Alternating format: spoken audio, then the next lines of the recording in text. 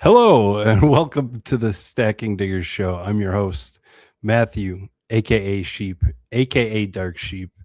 I am your host for the Stacking Diggers Show, and this is the pitcher rundown part 3. Welcome back. We've made it. We've got a few weeks left. We're cramming in these last pitchers and we're talking about them. We're trying to find these last round gems that we can, and who is going to maybe be the secret Merrill Kelly of this year. I've got my partner and co-host Billy Jones. He is here on camera and joining us in the secret non-camera version, back from pitching part 1, Mr. Xandamere. Or is Mr. Xandamere your father? I've never actually. I don't believe he knows me by that name. No, I'm in fact. I can go by Mr. Xandamere because I'm actually a teacher in real life outside of sports activities. So I usually don't go by Mr. Xandamere, but I could. Yes. if you missed part 1, Xandamere is a part of 1 week season. He has put together their MLB best ball package over there. Brief introduction, Xandamere, for if people did miss that. Who are you? Yeah, so 1 week season is primarily known for NFL content, for daily fantasy sports content. But we've got a bunch of really, really sharp sports folks over there who do all kinds of stuff. And so we've branched out a little beyond just NFL. And my first love in sports is baseball. And so I love all things baseball, including baseball best ball, which I think is a sport that is under analyzed and has tremendous edge. So last year I started an MLB best ball package over at 1 week season, and we're doing it this year again. You okay if I promote it a little bit? Is that all right? Is that kosher? Absolutely. Cool. So as we're coming closer to draft season, we've dropped the price a little bit. So it's $19 from here till, through the rest of draft season, a few more weeks left to go. If you like baseball and you haven't done a best ball draft, like, it's fun. I mean, imagine anyone listening to you has done one, but like, it's so much fun. Yeah, so $19. We're a really customer friendly site. If you try it and you're like, this isn't my jam, just email us and we will happily give you a refund. Like, no questions, no harm, no foul. We want people to try stuff out that we make. We believe in the quality of it, but we want you to try it and feel comfortable trying it. So, give us a shot. If you like it, awesome. If you don't, no big deal. We'll refund you. $19. You get rankings, you get strategy, you get videos, you get draft videos, you get, a tool that lets you tweak our projections based on innings pitched and at bats formulae. So lots of stuff loaded in there for a relatively modest price. That's what I got.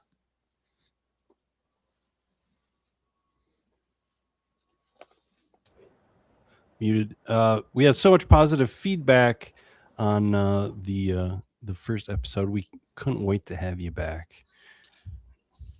I really appreciate it. It's fun talking about this stuff, Yes, I mean, that is kind of if we weren't having fun, we wouldn't be doing it twice a week. Or maybe we would if we are a little bit crazy. It's fun. Yeah, we're having fun. I mean, I think that the whole kit. I mean, speaking of variety of content, I feel like the variety of content that have been coming out from Stacking Dinger has been fun. There's written stuff. There's live drafts. It's been a fun season so far. Yeah, and we've had a ton of fun over for YouTube members over in our private Discord channel. Since we're advertising things, we always forget to advertise it ourselves here. But yeah, if you join the YouTube channel, you can come hang out with us, and we talk about this pretty much anytime we're awake. Billy, I'm going to put you on the spot here. You just messaged in the secret chat that you want to do a quick news and notes from spring training and World Baseball Classic. So if you've got specific things you want to talk about, yeah, let's hit it up. But I did not prepare any news and notes for this episode. Well, I'm just thinking pitching. There's Hunter Greene, who now we know what it is. So what are your thoughts on, and how are you playing this Xandamere?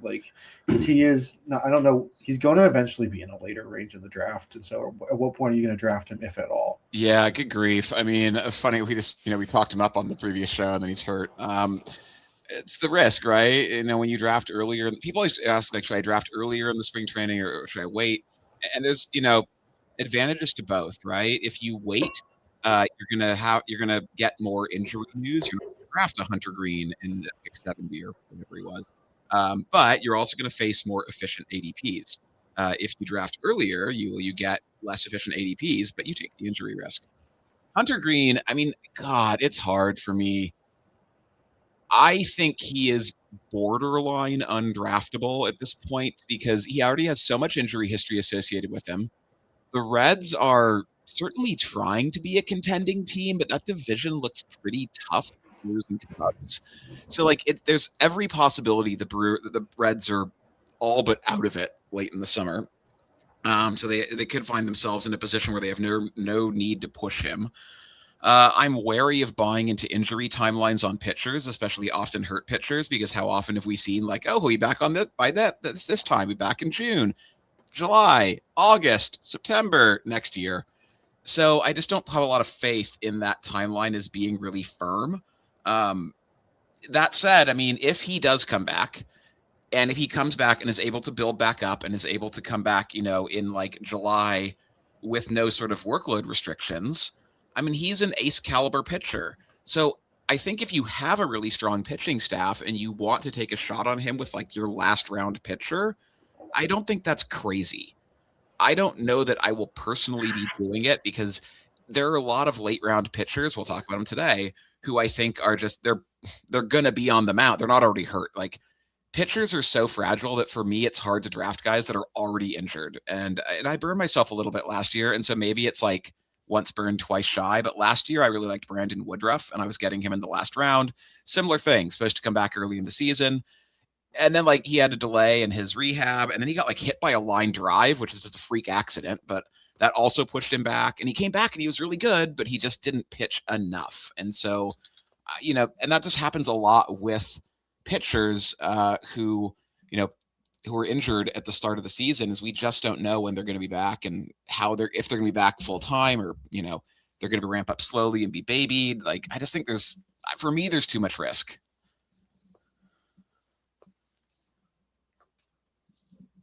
You're muted.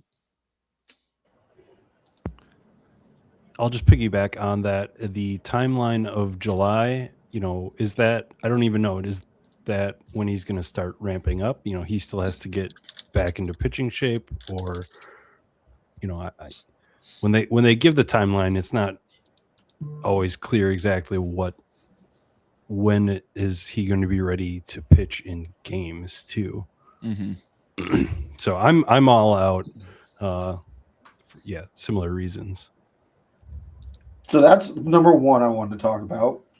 Number two, McGonigal in Detroit seems to be absolutely crushing the baseball and has made it through like a pretty important wave of cuts. Do we think he's going to be the shortstop opening day? And with him, like juxtapose him to Connor Griffin, who I don't know, both elite prospects. Like he's so much more expensive. I'm just going to be really curious your thoughts on kind of how that's playing out. Well, it's interesting because what it looked like, a week or two ago, it sure looks very different now.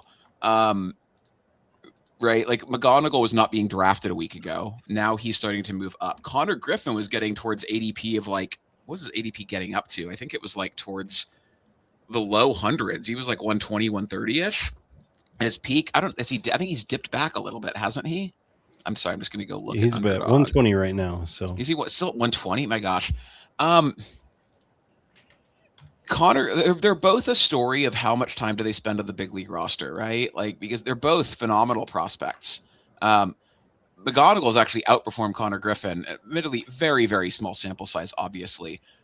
What's concerning to me about Griffin is he has yet to draw a walk, and he has 6 strikeouts. The strikeout rate's not egregious, but 6 strikeouts, no walks. The power's been there. I have no concern about him long term, but my bigger concern with Connor Griffin is he plays for the Pirates. And the Pirates are a franchise that has a long, long history of slow-rolling prospects. So I just do not have faith that Connor Griffin's going to break camp with the team. There was a moment when they were negotiating extension, apparently, and it was like, okay, if they do get an extension done, now they have no reason to keep him down, and so now he breaks camp with the team. But we haven't heard anything about that. So is it possible that an extension gets done and that news comes out of nowhere? Yeah, and then I'd still be on Griffin. I think Griffin's, if we knew Griffin was breaking camp with the team, I think his correct ADP is probably around pick 100 to 110 is probably about where I'd rank him. I think I'd rank him around guys like Michael Bush, more ceiling than a guy like Bush, but shakier floor. Much riskier. So I think at his current ADP, like you're buying a lot of uncertainty at a pretty premium price. You're not getting a big discount from where I think his ADP would eventually settle if we get news he's going to start with the big leaguers. Now I could be wrong. Maybe his ADP goes way above that if he gets confirmed on the big league team.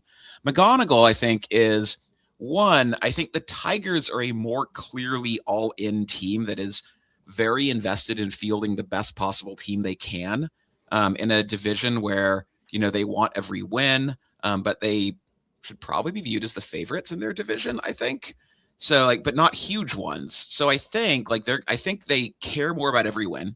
I think he's outperformed Griffin so far in spring training. Again, it's a very small sample size, so that's not that meaningful, but he has outperformed Griffin.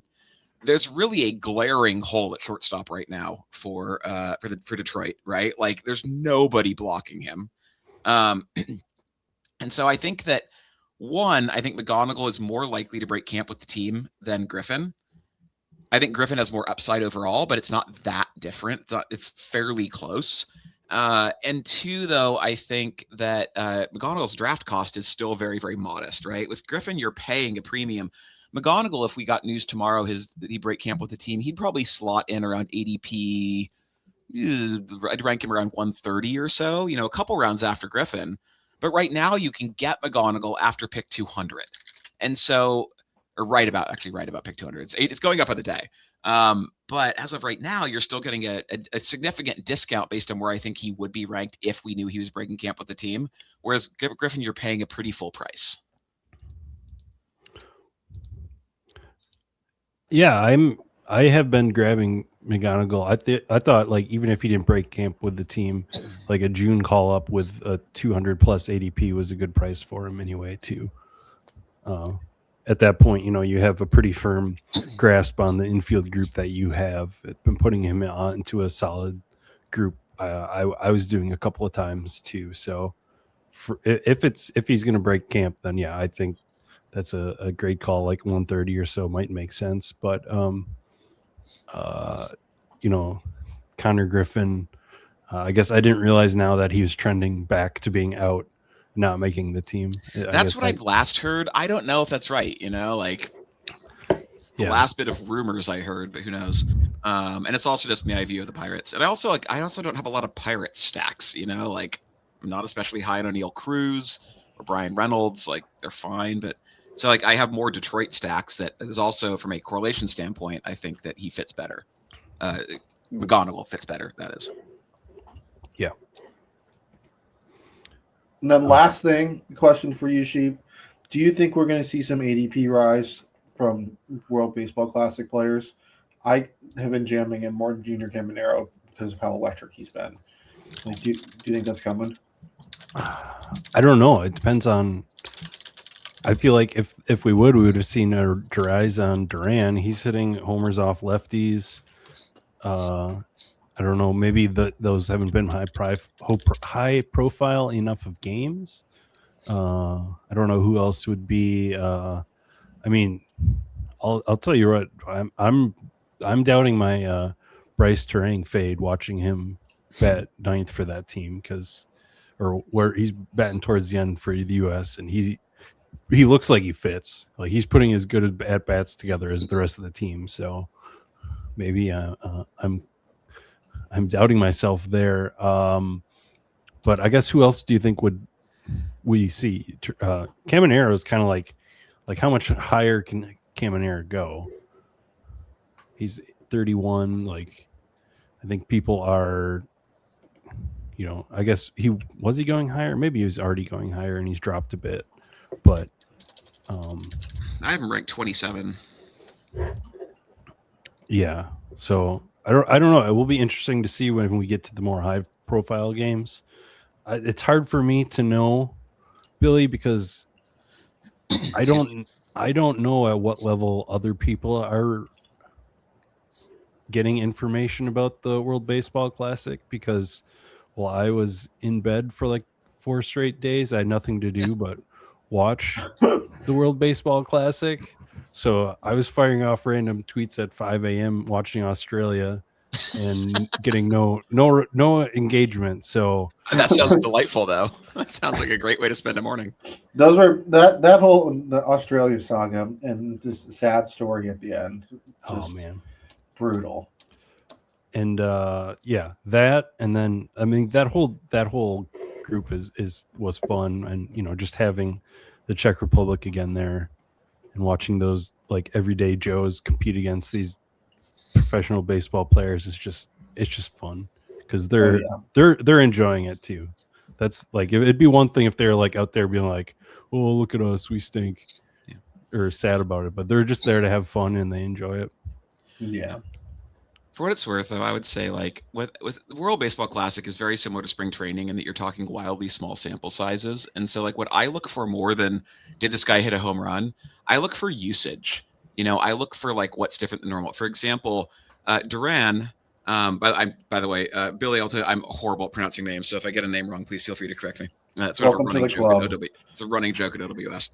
But Duran, the issue was he was really bad against lefties last year. Boston put him on the trade block. There was sort of rumors early in the season, early in spring training, that he might sit versus lefties and become a platoon player. And you cannot spend a 3rd-round pick on a platoon player. And so that caused his ADP to start tanking. And so the real thing is just, is he going to hit? He doesn't have to be elite against lefties, but will he hit lefties just well enough to play against them and not get benched? That's a major question for his value. And so hitting a home run off a lefty is a big deal for him. Being in the lineup against a lefty is a big deal, right? We also look at, are they starting him against lefties? That's a big deal. One of my favorite players, late round picks, is Matt Wallner.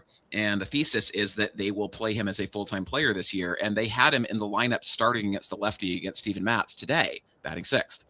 That's a big deal. Like you look for the usage. You look for, are they playing? Are they starting? Where are they in the lineup? Like that's a bigger deal to me than like, did he hit a home run, or did he get a hit today, or did he get strikeouts today? Like that to me is much more important because that's stickier into the regular season.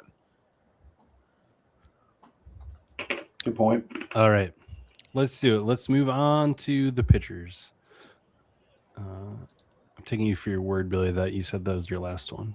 So cutting you off. Yeah, let's get going. All right, so we have a few left on the spreadsheet, 17, 18, and 19, and then we will be opening it up to the 20 and beyond crowd.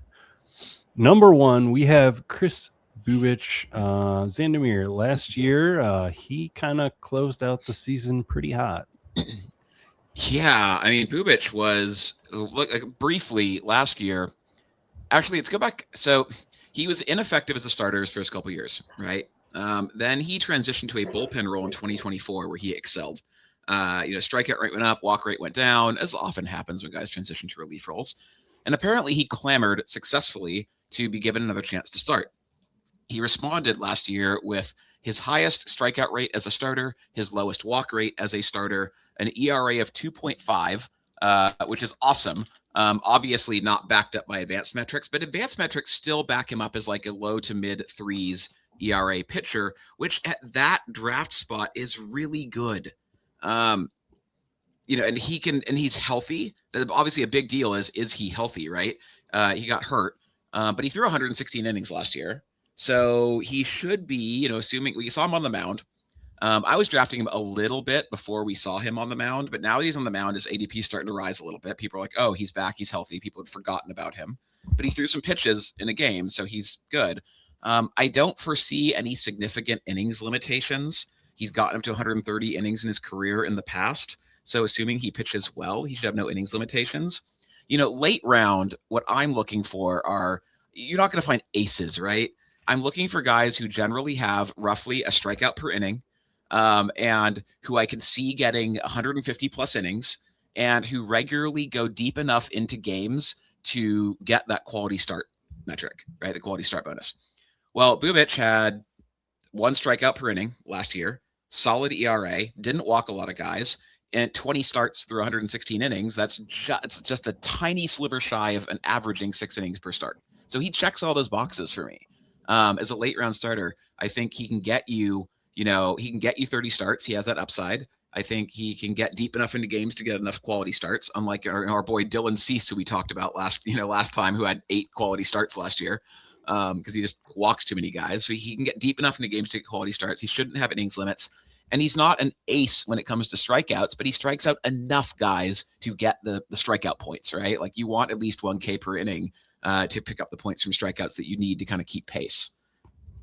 So I'm in. I'm like very, very in on Bubich. Yeah, he I imagine in the next couple of weeks he will be traveling up. I think a few of these people we will see traveling up in ADP, but I think he's valuable even earlier. Shane McClanahan next, Billy. We haven't seen him pitch significant amount of innings since 2023. He was excellent, like multiple arm surgeries now, bicep, elbow, everything, like if we're starting to see him pitch in spring again, and he's starting to get some heat. Mm-hmm. Yeah, I mean, I like the idea of McClanahan because in general, you'd be getting a high-end potential pitcher at the back of the draft. I just can't see a world where he actually gets up to like high inning volume. Xandamere just mentioned how important it is to have quality starts and to be able to have like an inning workload. And there's not a way where I could see that happening realistically in the short sprints of multiple games, or one game having a big inning workload, or across even like a longer season. If he's able to stay healthy, they'll just kind of wind him back. So because of like what we've seen from an injury perspective. So I'm pretty out on McClanahan, but I could see someone who like could make the argument from like a skill and rate perspective, but I'm just skeptical on the volume. I think you could say, I think you should be skeptical about every part of his projection because it's been so long since he pitched and his body's had like multiple surgeries on it, not just the volume. I think you can even question the rate stuff because straight up talent. Talent is one thing, but like actual results, I don't think we can know how effective or whatever. But that being said, I do just be like, oh yeah, Shane McClanahan. What if he's good again? And I'll fall into that trap, and I click him every once in a while. But I also will click on Mitch Keller next, so I'll take him. But Xandamere, I guess he brought up the point about the strikeout per inning. Mitch Keller has not been the strikeout per inning guy for a few years. A few years ago, we thought maybe this Mitch Keller thing is real, and then it didn't really happen. But since then, he has pitched 194 innings, 178 innings, 176 innings, and he's had like 15 or more quality starts in those. So Mitch Keller for me just ends up being I've taken too many risky pitchers on this team already. What if I just put a guy here that I know is going to pitch a lot? So that's kind of where Mitch Keller falls for me, and that might be dangerous because he doesn't have the high rate stuff, but that's where he falls for me. Next up, Kade Horton. So I guess we didn't really start describing this, but this is about ADP of 195 and beyond. I know, Xandamere, you're excited also about Kade Horton a bit this year too. Yeah, Kade Horton. I mean, my God, did anyone have a better second half as a pitcher than Kade Horton? His second half last year was 61 innings pitched with a 1.03 ERA. Now, obviously, anyone who's an ERA that low is like comically lucky in a lot of ways, right? But he upped his strikeout rate. He lowered his walk rate. He gave up fewer home runs. What weighted on base average WOBA against him was much, much lower. So everything, it wasn't just like those sort of the ERA results, like everything got better for Kade Horton. Everything got better for Kade Horton. So that's a big deal. The other big deal to me is that Kade Horton threw a combined 147 innings last year between the minors and the majors. So he should be operating with 0 workload restrictions, right? He should, and on a competitive team in a competitive division, the Cubs want to win, like they're going to run him out there and they're going to let him pitch. I don't see any reason to think that he's going to have any kind of workload restriction. And again, when you get this late, it's hard to find guys who have a combination of upside and innings. Now, the gap for Kade Horton is the strikeout rate last year was not great, 7.4 K9. That said, again, it got materially better in the second half versus the first half. And, I'm wary of picking small samples and then picking them further apart to tell the story I want to tell. But it's fairly realistic to think that young players get better after they get some MLB experience. And Kade Horton he's got a rocky start to his pitching career in the first half of the season, and he got better in the second half. Like, that makes sense to me. He was always a high strikeout guy in the minors, top prospect. Like, he's got the prospect pedigree. I love top prospects who don't hit right away, right? Like, guess what? Baseball's hard, and it often takes a while to adjust to the big leagues. Most guys do not come on and dominate day one. But we have short memories. And so if they don't come on and dominate day one, we tend to forget about them and we tend to drop them down the rankings. And so, like, Kade Horton to me feels like a guy who's getting dropped down the rankings because he didn't come out and dominate day one. He was good. And overall the season was good, but like, he didn't dominate. The strikeout rate wasn't great. And so I think people have kind of forgotten about Kade Horton. And if he is as good as he was, like if the skills are as good as they were in the second half last year, not the 1 ERA, if you normalize for luck, but the skills are as good as they were last year, he's a good pick. If the skills are better, like if he takes a step forward, which I think is at least reasonable to think is like within the range of outcomes, like, is it possible he does that? Is it within the range of outcomes that he gets better as a young player? I think that's reasonable to believe. So I think you could see a guy with, 170, 180 innings and, a K per 9 on a good team. And that's a great, great late round pitcher.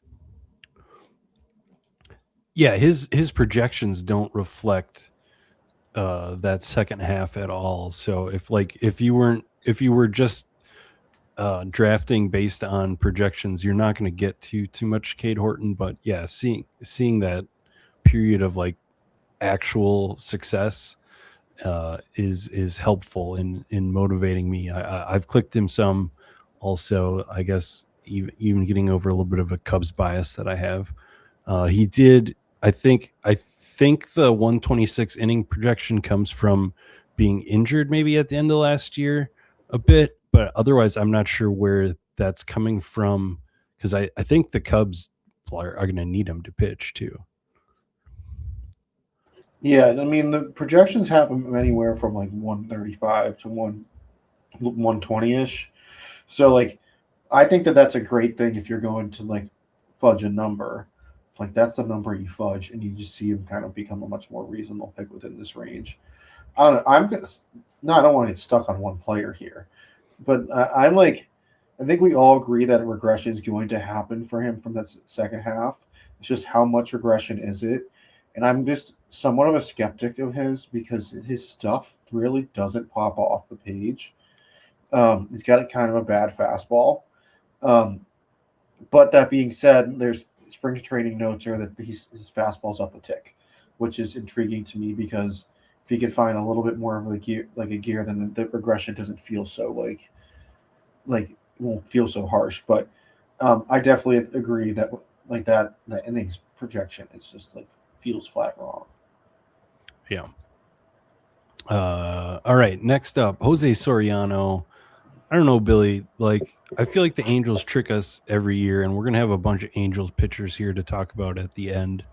And somehow Jose Soriano is the top guy. Well, I guess Kikuchi's. I forgot about Kikuchi. We had him on the previous episode, but he's the top guy here on this episode today for the Angels pitchers. Like, I was drafting some of him last year, drafting some of him again. Like, what is it about him that always seems to like pop sometimes in models? I don't know. I mean, like, he's just like kind of fine. His like decent strikeouts, I guess. Like Well, not even really. Like I guess the good decent volume too. But I don't really know. Like it's not a priority target for me. Like you can see, like he's pretty red in terms of K per innings and K to minus BB percentage. So like I can see why, like if you're looking for like volume in this range and you don't like, you can still dream on. He's only 26 last year, 27 this year. Like you could dream that there's maybe more there, but like I don't know. I feel like we see who this guy is, and this guy's pretty average. Yeah. Okay.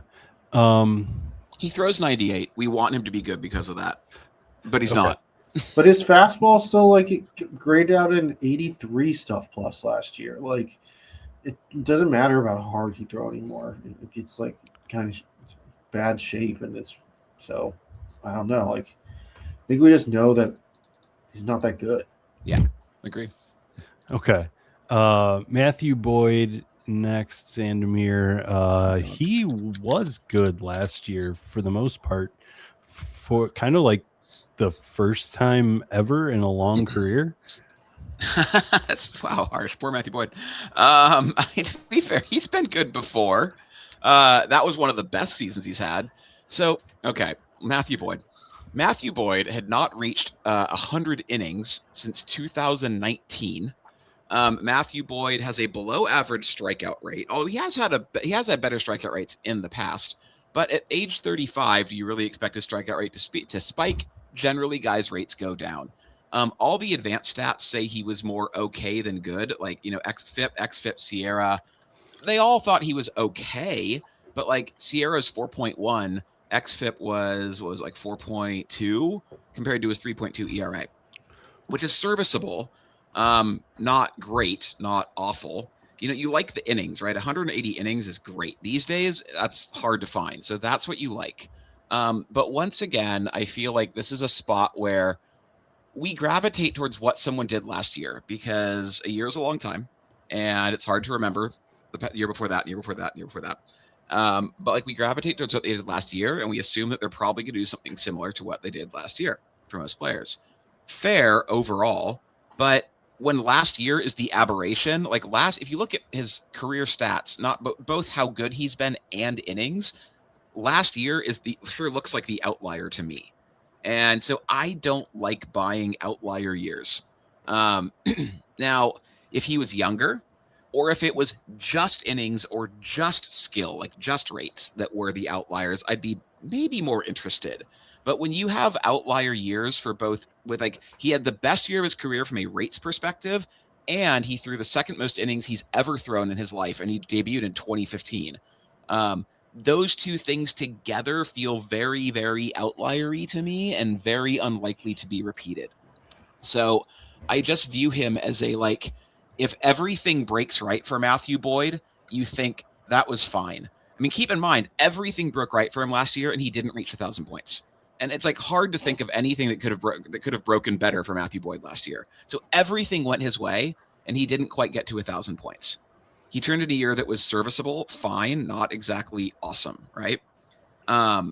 So I'd rather put my last picks towards guys where I think there's a little more ceiling than that. I think that it's unlikely, the odds of him surpassing last year at age 36 seem astronomical to me. And even if you get last year, I feel like you're taking a lot of risk to buy last year's performance. And if you get last year, you're going to be, that was fine. That was all right. You're not going to be like, I won the league because of this. This was amazing, Yeah, and maybe I wasn't fair there. I was baking in all the years that he just hasn't pitched, and like you said, the last time he pitched, he was kind of a different person, just even in age. So, yeah, I didn't give him complete fair for some of his Detroit years, but yeah, it's been a bumpy road since. Yeah, I guess another older pitcher here, Billy, who is not a strikeout per inning guy, who is a volume guy, who was one of the highest advance rate guys last year, surprisingly, despite not putting up a ton of points in the, towards the end of the season. Merrill Kelly here, is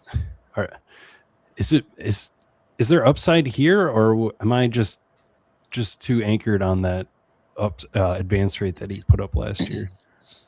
I guess like define upside. I mean, guy who at this point can get you 180 innings, which 200 innings. I feel like you could get that from him and like feel pretty comfortable that that's who he is. With some of these guys, like you either have two options here. You have this projection that's like wide band. You don't know what could happen, or you have these pit players that are like pretty average, but are going to run it up in innings. And he's kind of like in the pretty average, running up in innings. The only concern is that he's now like 36. Who's 36 going to be 37 this year.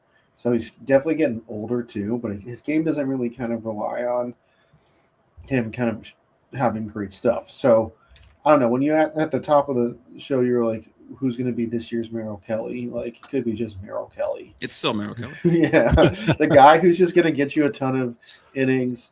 And if he's like, who are the candidates to just get like a bunch of like awkward 2-start weeks? Guy like this, who's like, oh, I'll take it again. Like, I throw like an 88. Like, this time I can come back in 5 days. No problem. Yeah, he's had some back stuff in spring, but he's already working. I think he's already scheduled for a game. Yeah, he's good. He's good to go. So if I can like really quickly the comparison, like Matthew Boyd and Merrill Kelly look somewhat like similar. Both older pitchers, both had just under 1,000 points last year. Kind of feels like more floor than ceiling.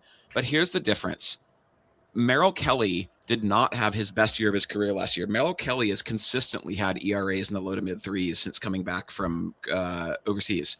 Merrill Kelly has consistently thrown 150 plus innings year after year for the last 5 years, 158 or more innings, right? Matthew Boyd has only thrown over 100 innings once since 2019. So like, I just think that if you're going to draft a player like that, I'd have more confidence in the track record of Merrill Kelly than I do in Matthew Boyd. I mean, let's extend it to Brady Singer then. Too, he's the next tier. He's a guy who's thrown, he's had 32 starts the last 2 years, 170, 180 innings. Yeah, but he's much worse. Okay, that's a simple answer. He's much worse. He's all of his peripherals and surface stats are worse than both Kelly and Boyd. You get the innings, but this feels like the epitome of high floor, low upside innings. Like he's never struck a lot of guys out. He's he pitches in one of the worst ballparks for pitchers in the league. He's going to get you innings. He doesn't always go deep into games though. Like despite having these like massive innings totals, he's never gone above 15 quality starts. Boyd, I want to say Kelly had like 18 or 19 last year, I think. And that's a meaningful difference, right? When you get like, was it 5 points per quality start? It's a meaningful gap. So I would just much rather play Kelly or honestly even Boyd than Brady Singer, who I just think is like the epitome of like, the floor is fine, but man, like what's the upside there? 850. Yeah. Next up, Joe Musgrove. I just saw a Muse blurb right before we started, something about him already being fatigued or something. So not good, dude. Like I think the quote was, "It feels like I just had surgery," and I'm just like, "Oh no." Well, so, I need context on that because he did just have surgery. So if he's just saying that sarcastically, like, "No, I need a little rest. I just had surgery." Well, I mean, I took it as you want this guy trending up. That's not trending up. Yeah, but when it comes to like Musgrove, like the comparison to make is to Shane McClanahan, a guy who's missed a lot of time recently, has had some good skill ceiling, but Joe Musgrove was never as good as Shane McClanahan. So for me, it's easy fade, especially now, or an easier fade now that there's already some rumbling. Same thing with Shane McClanahan. I was like, oh yeah, Joe Musgrove. What if he's good again? I do fall into that trap a little bit. Next up though is Chris Bassitt, Xandamere, and he he transitioned kind of to a bullpen role for the Blue Jays last year, but now he is part of this potential Baltimore Orioles 6-man Did he? rotation. Oh, you mean the playoffs? Playoffs. What did I say? Okay, I was like, what are you? Okay. Yeah, I'll be honest. I don't know. Like, he is a guy who has defied underlying stats and defied like aging and defied everything we know about velocity. Like, he has been like, I don't know what to make of this guy. I'll be totally honest with you. I do not have a very strong opinion. Like, funny, I've actually owned him in Dynasty. I owned him in Dynasty League for years. And he was great, like a stable points league kind of guy, right? Which is sort of what Underdog is, right? Points format. But I think at like a couple years ago, I think the upside, there was still more upside, right? Like, right, 2023, 1,100 points, 2022, 1,000 points. Last 2 years, just shy of 900 points each year. Now he's going to Baltimore, where, he's still pitching in the toughest division of the league. He already was. But they just, they moved the fences in, like, feels like a little bit more of a hitter's park than it was in the past. I don't know, man. Like, this is another one. It's another one of those kind of old pitchers that to me feels floor, not ceiling. Like, again, if you have a pitching staff full of high risk and you want a couple like late round stabilizer kind of guys, like if you're drafting guys like Blake Snell and Tyler Glasnow, and you're drafting or the young guys like Chase Burns and Misiorowski, and you want some like stability at the back end of your rotation, I'm okay. I see the point in getting a guy like Bassitt or a guy like, like Boyd or Keller or Kelly. Like, those all feel reasonable to me. But Bassitt's not a guy I'm excited to draft, and I think it's tough. Like, he's at the very end of sort of the pitcher age cliff at 37. Like, the mid to late 30s is really where most pitchers start to fall off a cliff. His velocity's down like 2 miles an hour in the last 2 years on his fastball. I don't see that 1,000-point season still being in the cards for him as the age continues to creep up and the velocity continues to creep down. Yeah, you talk about, though, guys that defy expectations and underlying. Andrew Abbott next for the Reds. I guess he's here at the end of round 18. As a guy that's been multiple years just been outperforming his FIP and his XRA. Like, you look at all the expected stuff, xERA, his FIP is higher than his ERA by multiple runs in 2024, like a run in 2025. He's had a BABIP of 260 and 274 the last 2 years, which it should, like, all these things scream regression. But if you tell this to anybody who's watched Andrew Abbott pitch, they're going to say, well, no, he's good. He's good because he's pitched well. Yeah, this might actually be one of the best storylines in baseball this year. That if Andrew Abbott comes out and shoves, this is going to be great. All the nerds just can't understand. They don't know ball. But no, I am fascinated here because this is a guy. I mean, you watch it. Apparently, if you watch him pitch, you get it. But if you look at, maybe I need to watch him pitch more because I don't get it. Like, his stuff doesn't jump off the page. He's kind of like a soft tossing lefty with not like an unbelievable set of breaking pitches. Like, I don't know. Maybe he just is like, some guys know how to pitch and get outs and weak contact, and he's got like the art of doing that really pretty well. But I don't know. I mean, he pitches in a glitchy park, so maybe he's figured out a glitchy way to kind of get outs. I will say his hard hit rate against is like stunningly low. 27% hard hit rate against last year. Although like an 8% barrel rate, which is average-ish to slight. His career barrel rate is above average. His career hard hit rate allowed is below average. So there's something weird there, right? His left on base percentage is sky high and always has been, and that feels like the flukiest thing. I will say this: I think we like storylines. I'm here for the data geeks. Like, I'm here to represent the data geeks in this argument. What do you call somebody who flips heads 3 times in a row? Do you think they're an exceptionally good flipper of coins and at flipping heads? No, we call them Andrew Abbott. Yeah, we call them Andrew Abbott. Andrew Abbott has flipped heads 3 seasons in a row on beating his advanced metrics.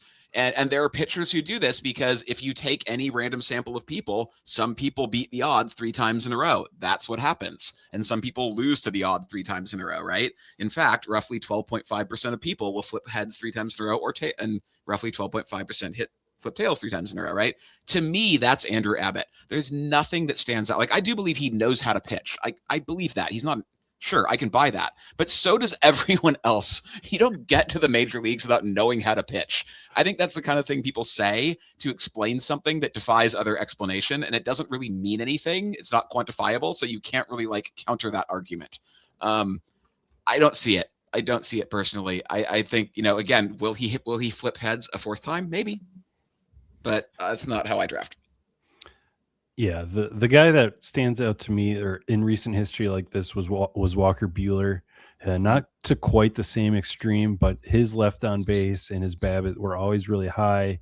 And some of that was pre-rule changes where the Dodgers could put 2 guys on one side of the infield and they had the perfect defensive alignments. That helped him a lot. And now, as soon as he gets, even on the Dodgers, that shining star kind of rusted real quick as some of those lucky seasons got out of there, and kind of we saw him not age very well either. So I agree. It'll come.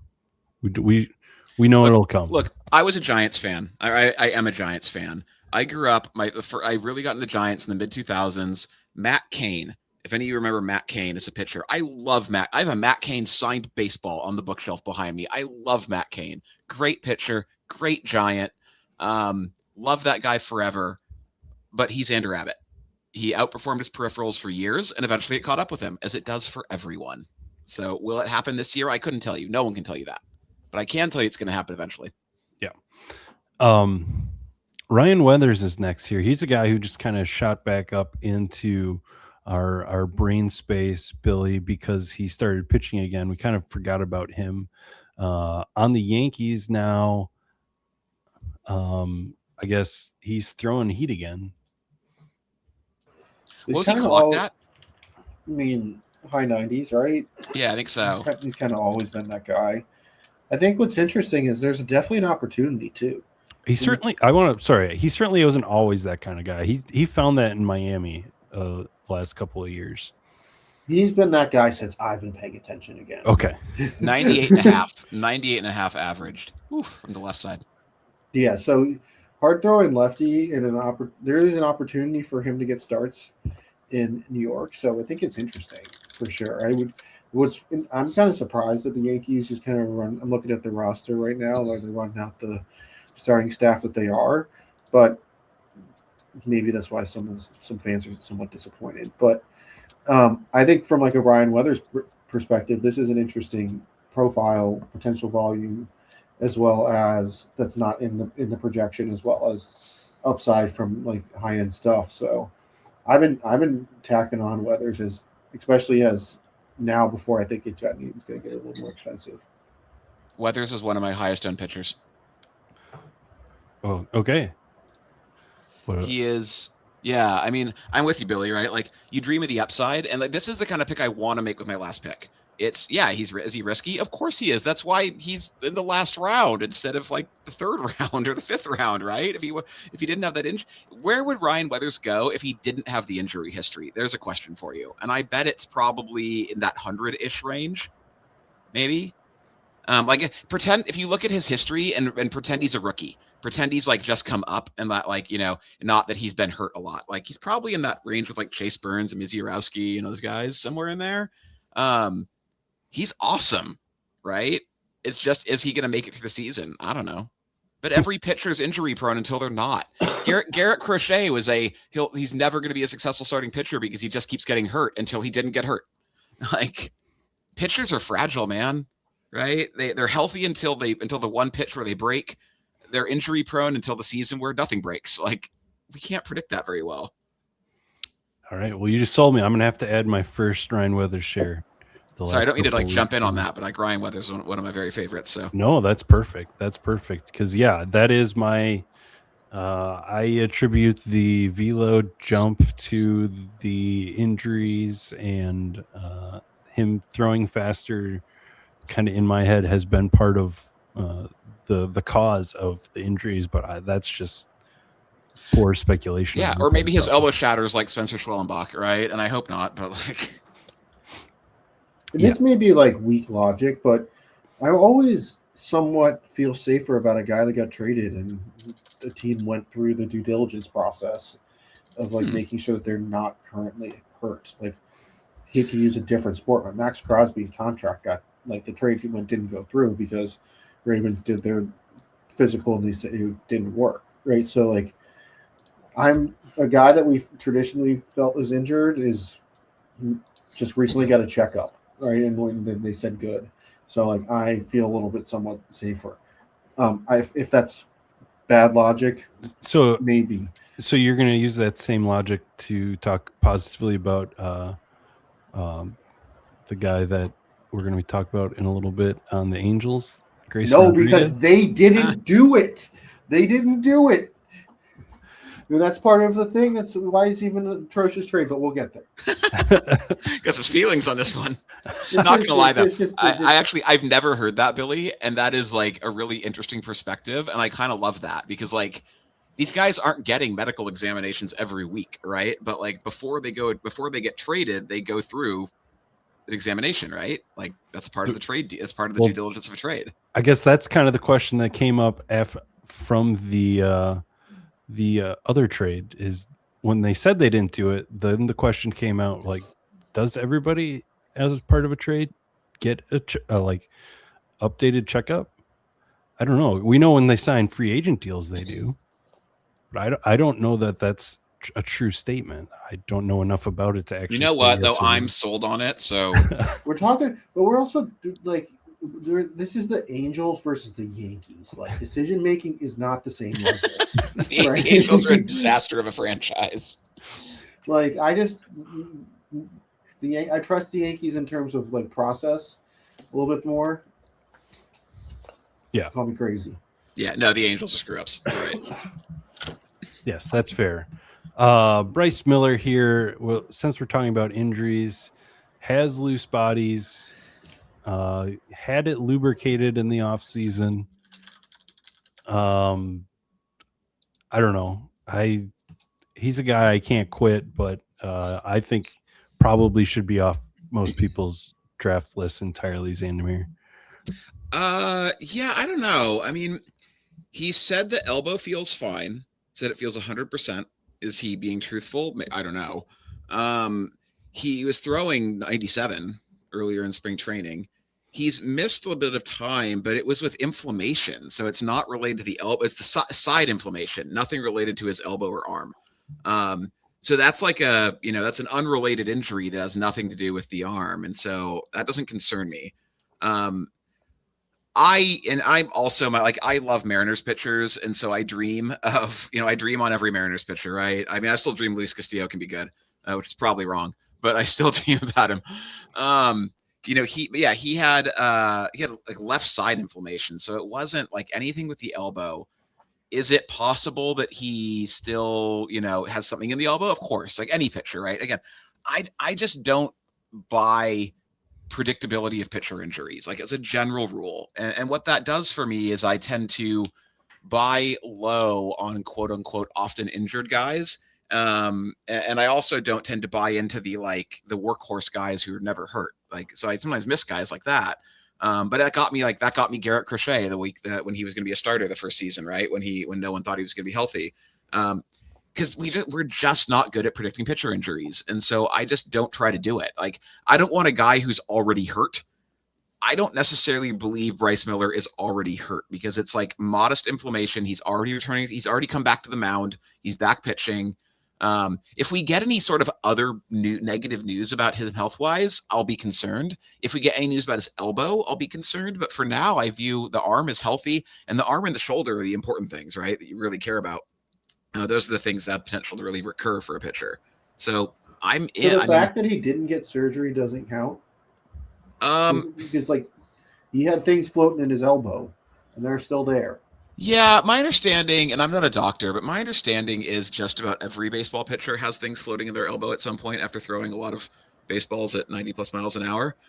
They've all got something going on in there. Like no one's elbow is completely healthy by the time they're a major league pitcher, just because of it's an incredibly physically strenuous activity to whip a baseball forward at 90 plus miles an hour, or to twist it to great spin and curve. And again, not a doctor, right? This is what I've read. It could be wrong. But, and again, maybe I'm just, dreaming on the upside, but what I see is a guy who has a history of major innings, right? 180 innings in 2024, over 1,000 points. And where can you get that in the last round? Again, is it sure? No, of course not. If he was healthy, he'd be drafted up by like where he was last year. What was he drafted last year? Like in the 7th or 8th round, something like that, 9th round, something in there. If he was healthy, that's where he'd be drafted again. And so you're getting this major discount because we're not sure. And so you're right. Like anyone who's concerned about a pitcher like that, like I'd say it's absolutely fair. And if you don't want to draft into that, like there's so many other options that you can draft to your level of comfort. And I would agree he doesn't fit on every roster. He's another guy who doesn't fit on a roster with like Tyler Glasnow and Blake Snell and, Chase Burns, Mizurowski. He's a guy who fits on a roster that has more stability early in the pitching rotation, but where you can dream on the upside, but if you don't get it, you're not sunk. But if you do get the upside, I mean, man, like where do you get a guy of his talent in this round anywhere else? Yeah, to be clear, I am still drafting a ton of them. When I suggested it, I just mostly for other people's sake. So it's terrifying. Yeah, like it's terrifying. Yes. He might. I mean, if he doesn't pitch this year, that honestly, like, it wouldn't shock me, right? Like, right. But yes, I dream of the upside. Speaking of, that's a great segue into guys that might not pitch this year in the major leagues. Roki Sasaki is next up. Pitch in the major leagues. Yeah, not for very long. Question mark? Okay. Yeah. So today, the entire season, he's. I don't know. Probably not. He's not that good, is he? I don't think so. Yeah. He pitched on the back fields today against minor leaguers. He kind of, I guess if you didn't watch the playoffs last year, he came in to the playoffs and he had some good innings. But if you look at his underlying stuff, even when he looked like had some decent success in the playoff as out of the bullpen, like all of his underlying stuff still was scary. Like, yeah, I don't know that he's a major league pitcher. And like, I just don't. I started the season drafting a ton of them in the bullpen, hoping that something was going to click this year. But I don't know. I don't know if anybody can say that you should draft him at all. His stuff plus on his fastball is 79. Brutal. Yeah, it really is. I mean, I don't think he's a major league starter. Like, this is where I'm definitely at with him. Like, he's got a great singular pitch. His splitter is nasty. Like, that is pretty indisputable. Yeah. But his fastball, like what we thought it was like talking about World Baseball Classic, like you saw him when he was really young and he was just throwing 100 miles an hour. And where you could dream on that as he translates to the major leagues. But it just seems like it's not there. I mean, the fastball is weak, the shape's weak, and that's just not going to play, especially when he can't locate as well. So I think he's talking about undraftable pitchers. Like, he is, in my opinion, truly undraftable. Yeah. I guess let's skip Ashcraft quick here and let's talk about Kodai Senga just as a kind of a follow-up to Roki Sasaki. Xandamere last year, something fell off with Senga. I don't know. His arm, right? True. That was 2024. At some point. 2024 was kind of his injury season. So was last year just I don't know, what is last year? Is it who he is? Is it him recovering? I mean, so keep in mind, we only really have like a year and a half worth of data on Senga as a stateside pitcher, right? Mm-hmm. ERA was very similar. The underlying data last year was worse than 2023 season. His strikeout rate declined significantly. But like he was coming back from injury, and that's hard to that's really hard to evaluate. Like a guy coming back from injury, what does that look like, right? His velocity on a fastball is down about a mile per hour from pre-injury. I'm trying to remember, what was the injury he had? Was it Tommy John? I'm sorry, I'm just looking up really quick. It was lower body. Never mind. Sorry, lower body. Oh, and shoulder. He had shoulder capsule strain. Yeah, okay, sorry. I was just double checking his injury history. So yeah, not Tommy John. Mostly lower body and shoulder. So the thing is, shoulder injuries are scary. Because shoulder, like elbow injuries, like generally speaking, you get Tommy John or you don't. If you get it, you're fine. If you don't, you're at risk of it later. But not necessarily foregone conclusion. As long as you don't have a full-on tear. Shoulder stuff is the most likely pitcher injury to recur. So that's the one that scares me. That's why I'm scared of Zach Wheeler, the thoracic outlet syndrome. So Senga with the shoulder stuff scares me. Working in his favor is that so far so good in spring training, and his velocity is actually way up. He's been throwing 97 in spring training so far. And I think in his first year over, he was throwing like 96-ish. So far so good on velocity. And like, in spring training, we're looking for health. And so we're looking for like, can he pitch off a mound at full effort? Like, will his body allow him to do that? And, he's only thrown like 5 innings or whatever it is, 2.2 innings. Sorry. So he hasn't thrown a ton, but like generally it's either you can do it or you can't. And so I'm not excited about Senga compared to a lot of the other late round picks. But I do think he's viable because he is a guy, we've seen him throw big innings before, and we've seen him throw quality innings before, right? Like, keep in mind, last season he threw 113 innings, put up 621 underdog points. So if he gets you to, like, if you extrapolate that to 180 innings, which is like, his innings ceiling probably 170, 180 innings, then he's getting you to like 950 points, which is solid, and that's if he just pitches at last year's level. So last year's level with health gets us to 950 underdog points. But I do think there's an upside where if he can get back to that 2023 form where he put up just shy of 1,100 underdog points, well, there is some upside beyond that, like just innings driven floor. And I don't know if it's there, which is why he's not one of the guys I'm most excited about late. But I do think he's viable. I do have some. I think he's kind of in my like late round pitcher rotation. He's not one of the top guys, but he's like on the list. I think he's fine. Not excited, but like I do think there's upside there if his health cooperates. Yeah, and it's not like the Mets have like they have a couple of young guys, but they've already dealt out of it, and like they could use him this year. Yeah, if he's healthy, they're gonna throw him. Like they're gonna have him out there. Yeah, Billy, I also saved Braxton Axcraft for you because I know that you've been big into him lately. Obviously, he was one of the TJ Stats pitchers to watch from our earlier episode this season. So what is it about him that has him still has you still going to him? Well, he has a spot on a pitching rotation, which is a key for a couple of the guys he mentioned, aka Luis Morales. But so what I think Braxton Ashcraft is interesting because he's got this like talk about individual pitches that are unbelievable. He's got this slider that's thrown at like 92, 93 miles an hour. He also got his fastball / sinker that's upper 90s as well. So he's got the stuff.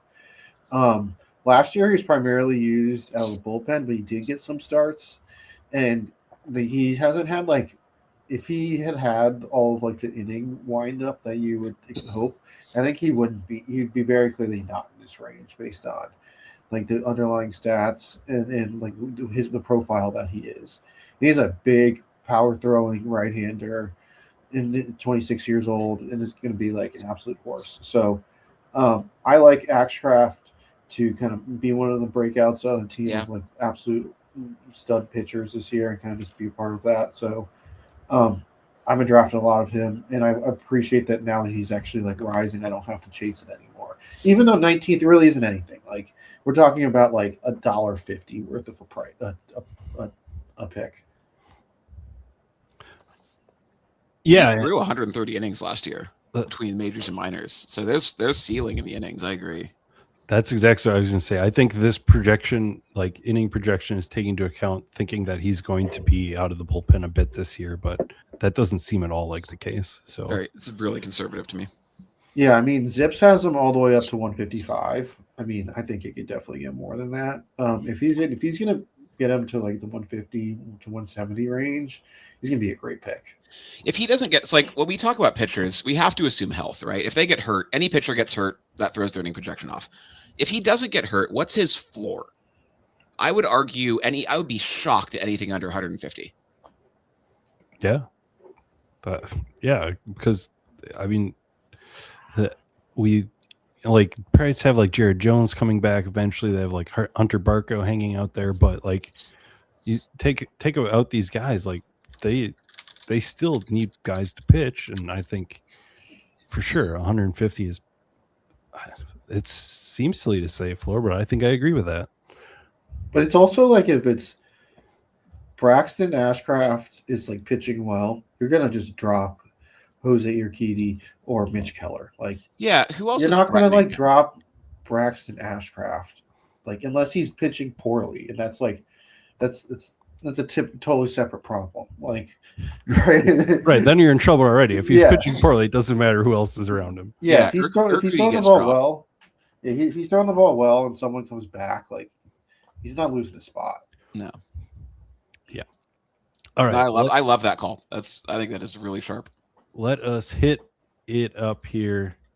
Let us go deep. Oh, there we go.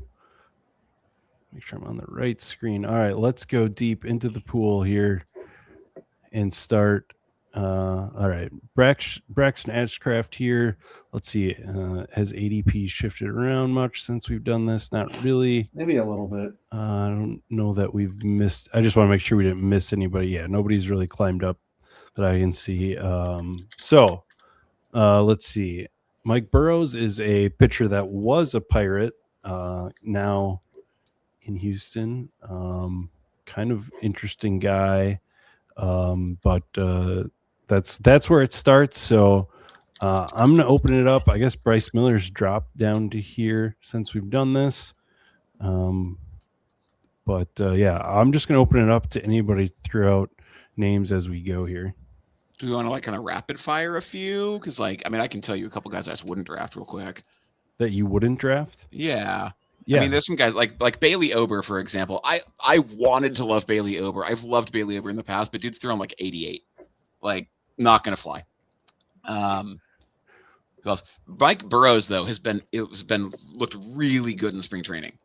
He's striking out like everybody. He's looked untouchable. I think there's some upside there, and there's innings upside as well. He's another guy who threw like 130 innings last year between the minors and majors. So again, when you're looking this late, you're looking often at young pitchers. You're looking at generally two profiles. One is the sort of older pitcher who may not have as much ceiling. That's the Matthew Boyd, the Merrill Kelly, right? The Joe Musgrove, those kind of guys.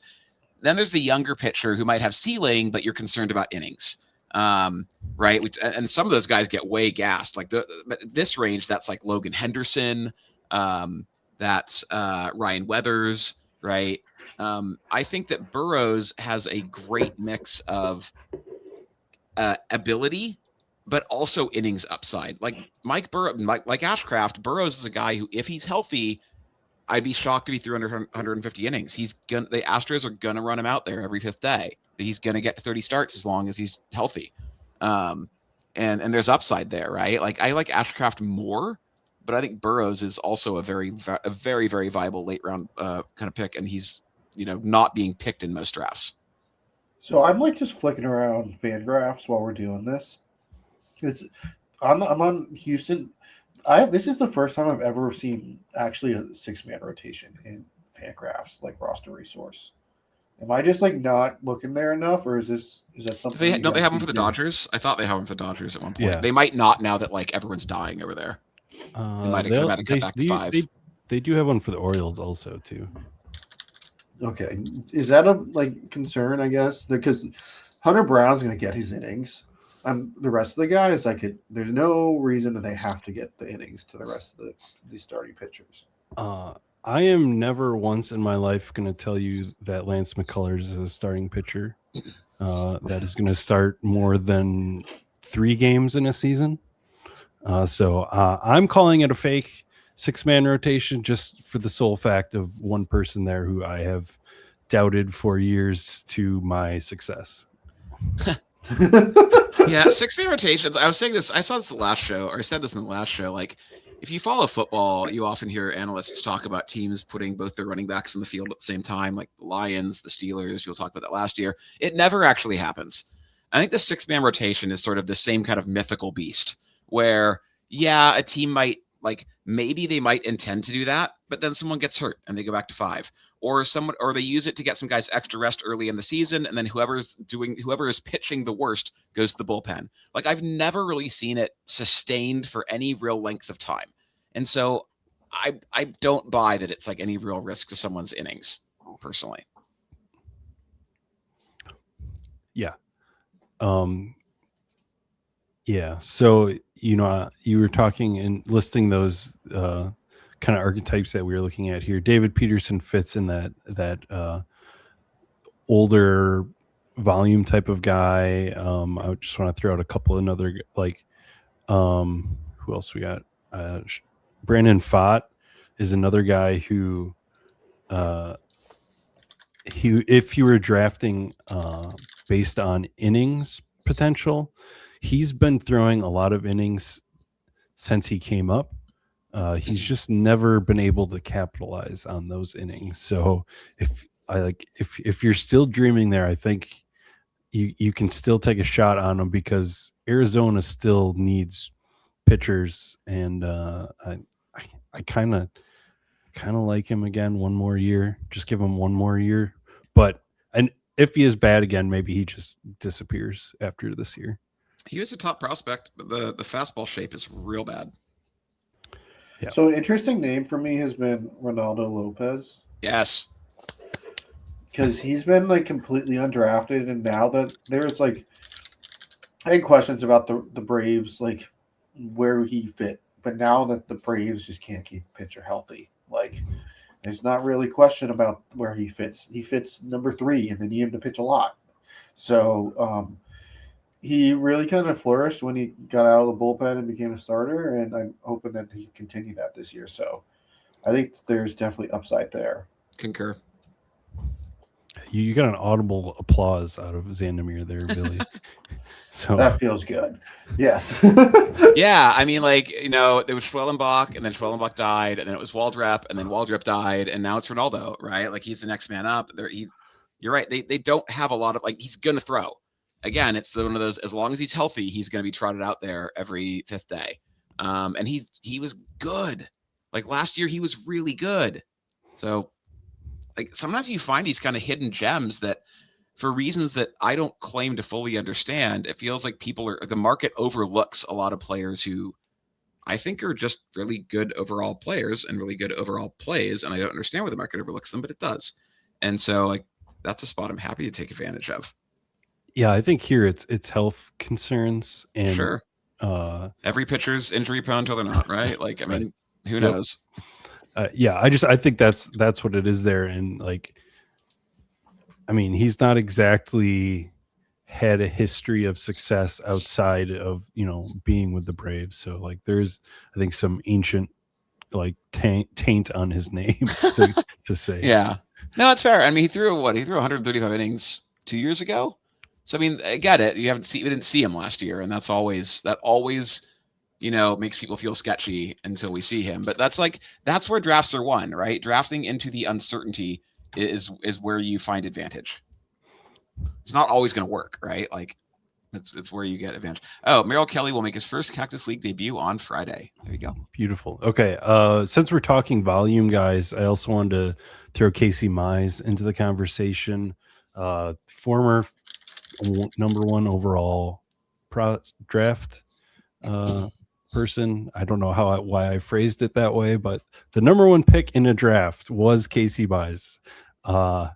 And he has just sort of been like on the verge of making it for like last year again, and I think he should get a decent amount of run again in Detroit. That I think like he's the sort of guy that with the pedigree and the ability to kind of reconvert himself into an okay pitcher after not turning into the guy that he was supposed to be. Like, I think that there's another level that he could find just being a smarter and older guy and having more experience. Yeah, I mean, so can we also talk about Grayson Rodriguez? I think he's not. I mean, I'm not drafting him. He's the guy that we were referencing earlier, and that the Angels traded for him, and they didn't get a physical on the guy who is literally injured his entire life. But like, there's a world where he's a good pick. Like, he's gonna pitch the whole season. And when we've been drafting him historically, he's been like, ooh, shiny toy. So like, I could see a world where it works, and at the last pick prices, like, you can, in a team that is really stable, like, you could do dumber things. He's got the strikeout upside, right? Like, unlike a lot of the guys, like, for example, Casey Mize, he doesn't strike enough guys out for me. That's the risk. And his picture looks like you just like killed his dog. He's really angry at you. So he makes me nervous. Grayson Rodriguez, like, he's got the strikeout upside, right? Like, again, super risky, but if it's right, like, he's the guy who could rack up, 150 innings with 180 strikeouts. Yeah, absolutely. Xandamere, I know too, when we first recorded the first episode, you did want to talk about Logan Henderson. I know we've got some bad news since that point, battling elbow soreness. Yeah, elbow soreness in spring training has me off. Like, that's just the thing with Logan Henderson. I already worried about. Logan Henderson, to me, is actually a healthy Logan Henderson is very similar to Chase Burns, Mizurowski, Nolan McLean, Yuri Perez, all really good pitchers from a rate standpoint who have innings concerns, right? Like, because none of them have thrown a ton of innings.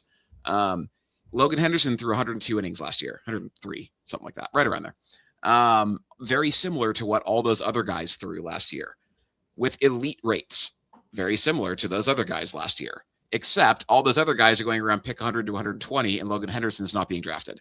So with health, I was interested in Logan Henderson as I thought the innings, I don't think there's a path to 160 innings for Henderson. I also don't think there's a path to 160 innings for Burns and Mizurowski, any of those guys. They're being drafted way too early. But last round, you don't need 160 innings when the rates are elite. But with the elbow thing now, it's like, what's the phrase? Strong opinions weakly held.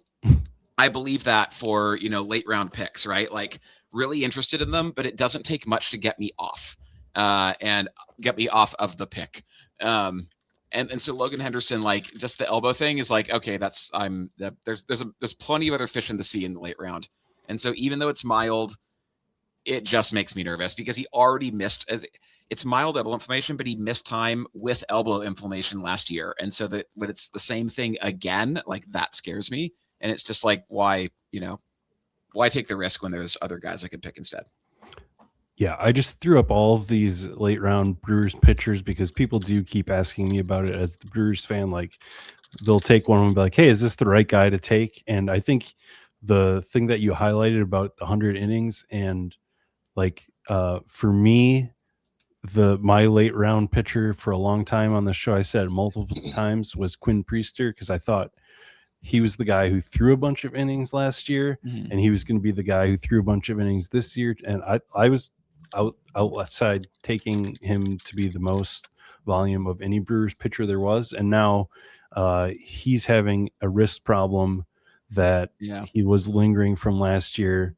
He even had an MRI on his shoulder. I didn't actually see any results from that. I don't know why he did that if there wasn't also an issue there. So I have, as soon as the wrist stuff popped up, I backed way off on Quinn Priester also. But I think you pull up Chad Patrick, who was decent last year, not as high of rates as Logan Henderson, but all of these guys. Hang on. why doesn't anyone want to draft Chad Patrick? Like, he's not a sexy name, obviously. Like, Chad Patrick is not the kind of name you're like, ooh, Chad Patrick, I can't wait to draft Chad Patrick. No one's excited to draft Chad Patrick, right? But what did Chad Patrick do last year? Like, what does he have to do to get some respect? He struck out over a hitter per inning, and he threw 160 innings. Like, what more do you want from a last-round pick than lots of innings and reasonable strikeout upside? I mean, that is what is the Merrill Kelly profile? It's under a strikeout per inning. Yeah, Chad Patrick is over. So it's actually, and Patrick's only 27, whereas Kelly's 37. Yeah, like the Merrill Kelly profile is that he went out there and pitched 180 innings.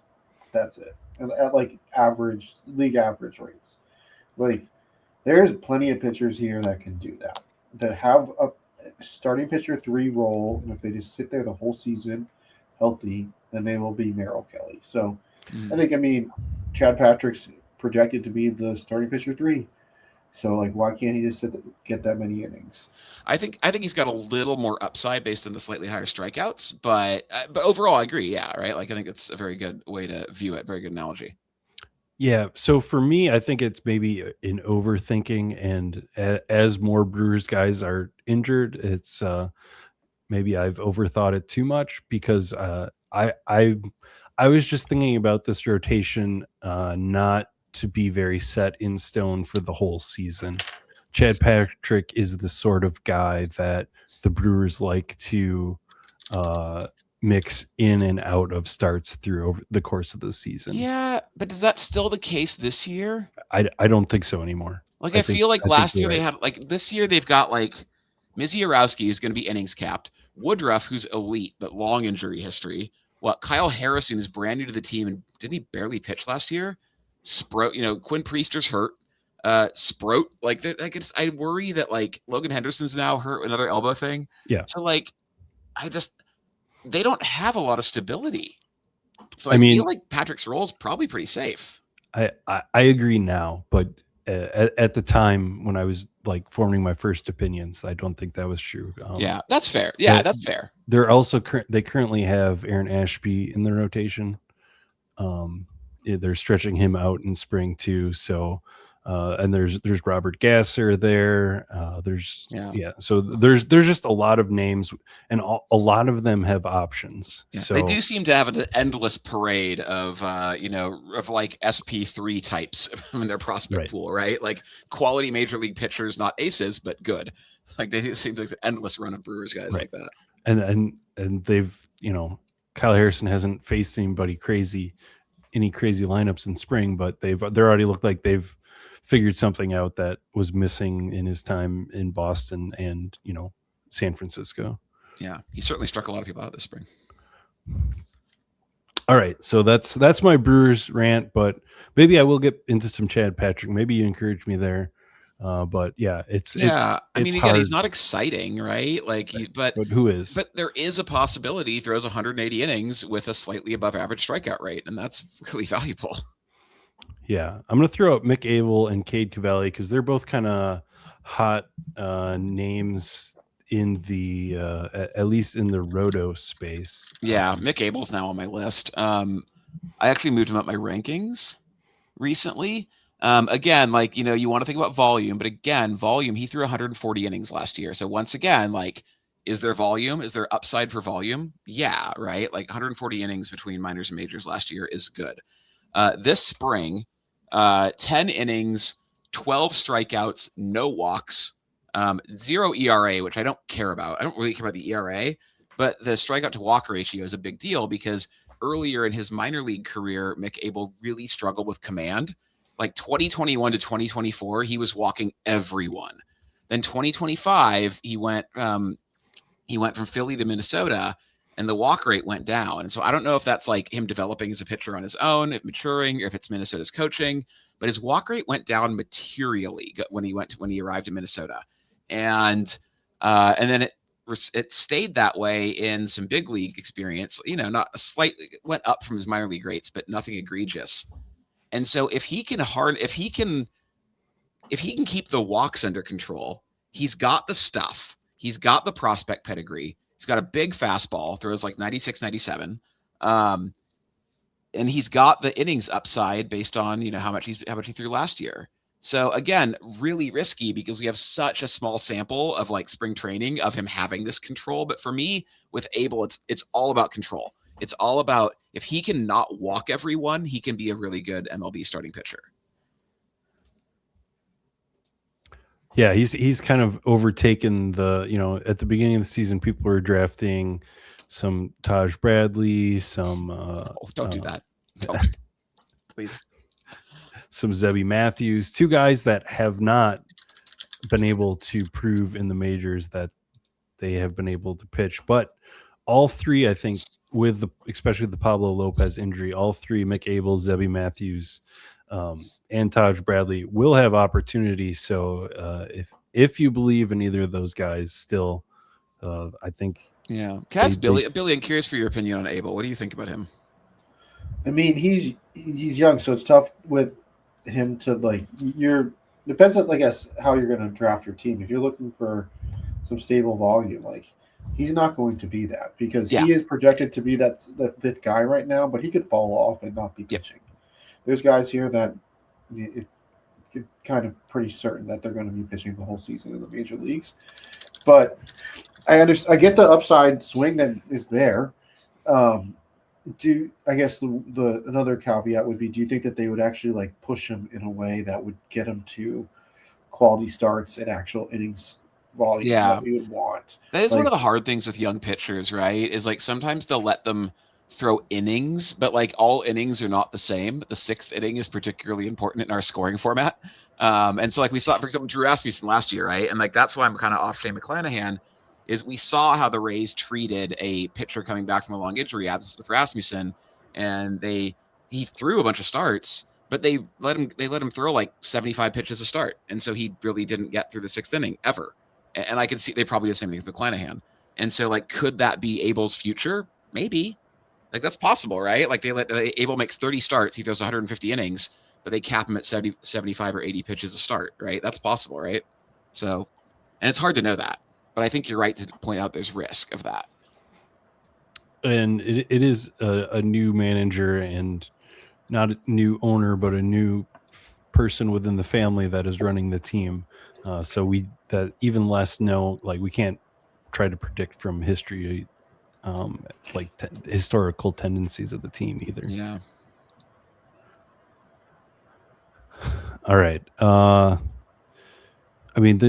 We could talk forever on names here. Anybody else got any else that they really are desirable to talk about?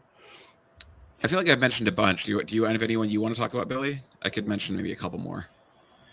No, I mean, I like the Yankees pitchers here. Heel and Warren. I think they both look like they're locked in, starter roles. I think that's just the requisite thing for me.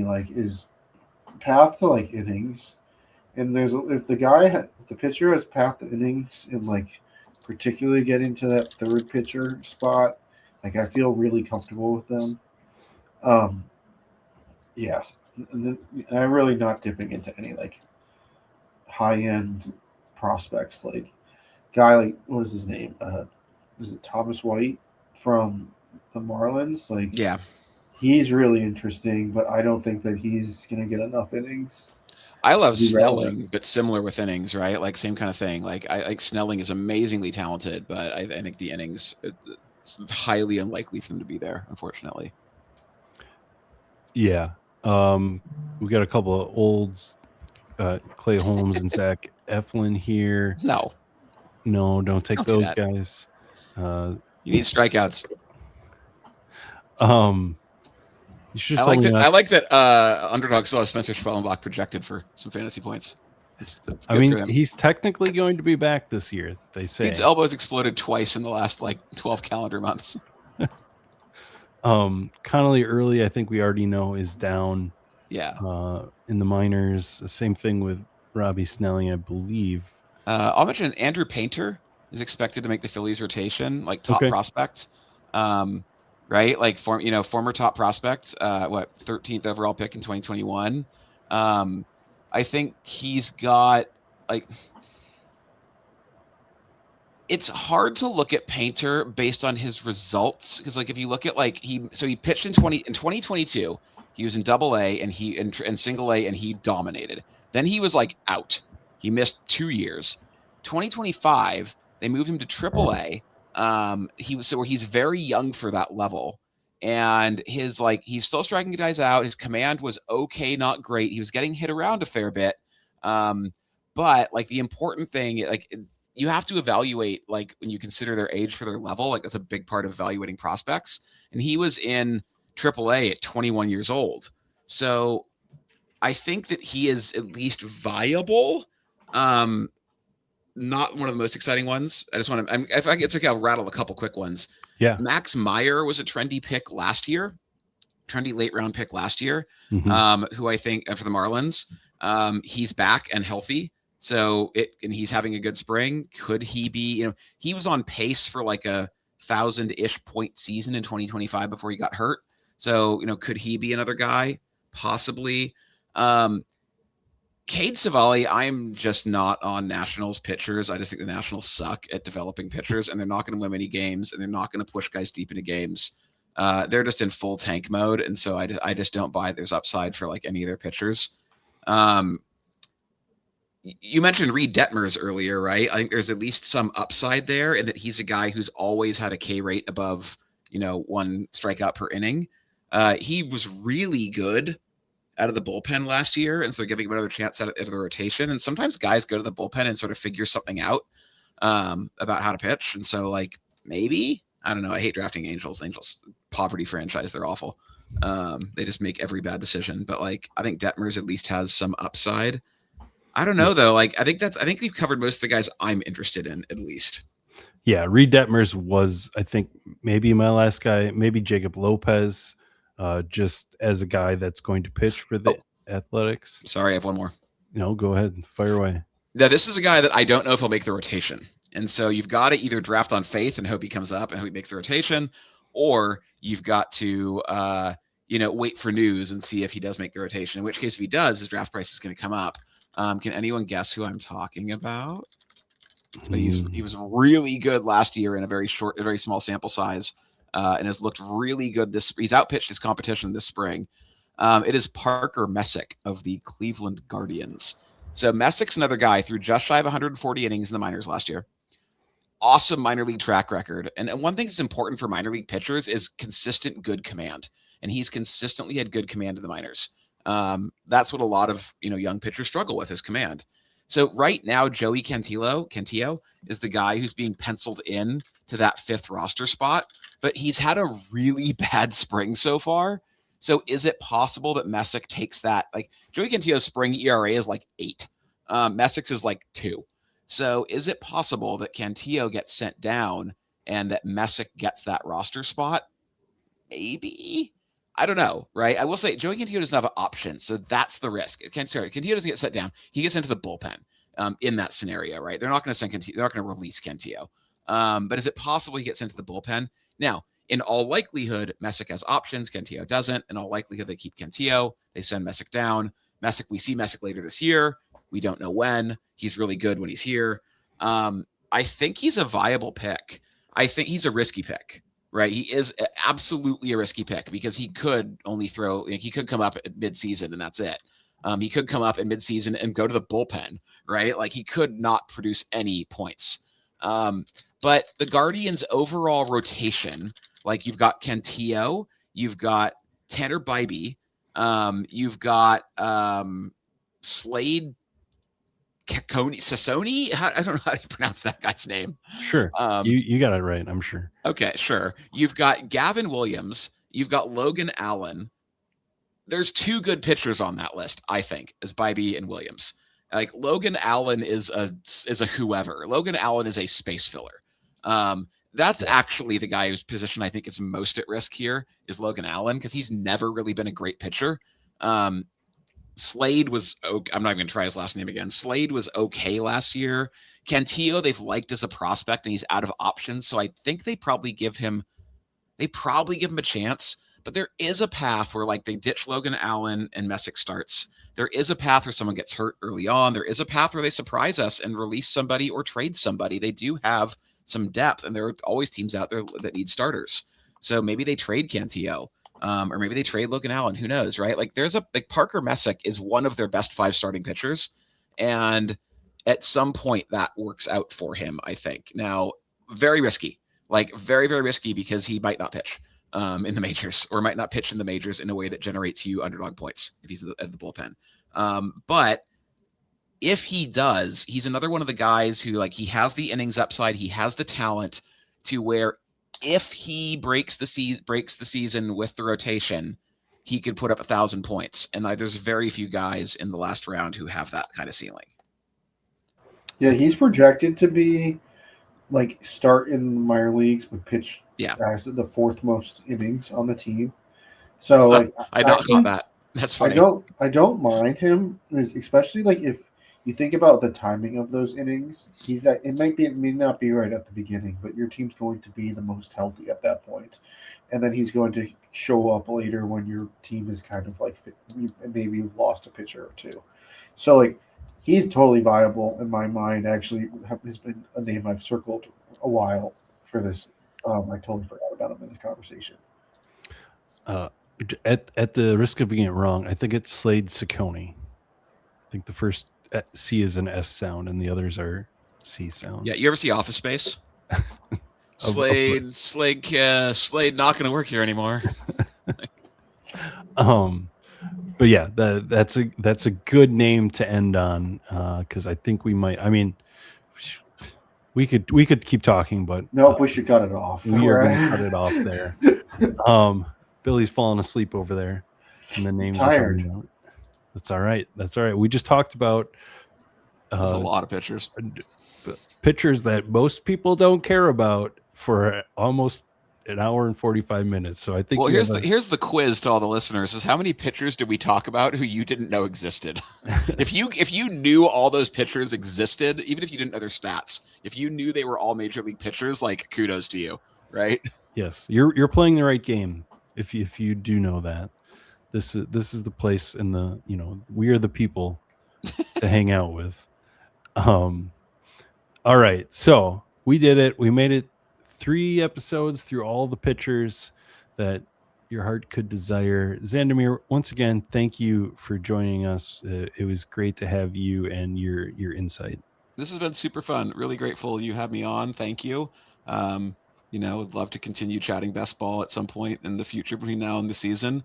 Maybe I'll even, if you're up for it, maybe I can drop by your Discord and hang out with your folks in there a little bit, because I love talking. Like, baseball is my love. Football is my job, but baseball is my love. And I love chatting baseball. It is so much fun to me. So would welcome the chance to chat baseball with more of your fans. It's a thrill. It's my jam. Yeah, absolutely.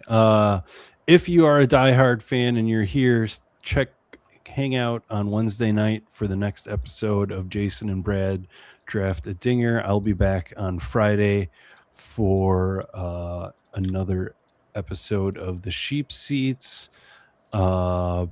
Billy, we need to figure out what the second episode this week is going to be. We're gonna talk prospects this week later with Martin Skalski. So we're not gonna miss Nick Kurtz. That is the question. That is the only question that matters. Who is the potential Nick Kurtz's this year? And there is one correct answer, and I have been drafting him a lot. And if he doesn't show up, I'm going to be disappointed. Wait, DM me that. I want to know who it is. I'm going to be interested to see what Martin has to say. I'll trade you DMs on who we think that is. Yeah. But so we are going to have that prospect episode later this week. So check that out. And next week, I have rescheduled the interview with Kade. So we'll be learning about all the new Bat X pitching changes next week. So I'm excited for that one. I'm in on that one. I can't wait for that. If speaking of DMs, Xandamere, if you have questions that you want to ask, send them to my way. I'm putting together the outline for questions for him. Or just in general, listeners, if you have questions that you want asked, put them comment the video or in the Discord or wherever. Just let us know. Yes. All right. Let's wrap it up. Everyone, thanks for joining us. For Xandamere, for Billy, and myself, thank you for watching, and go fill up some lobbies these last few weeks.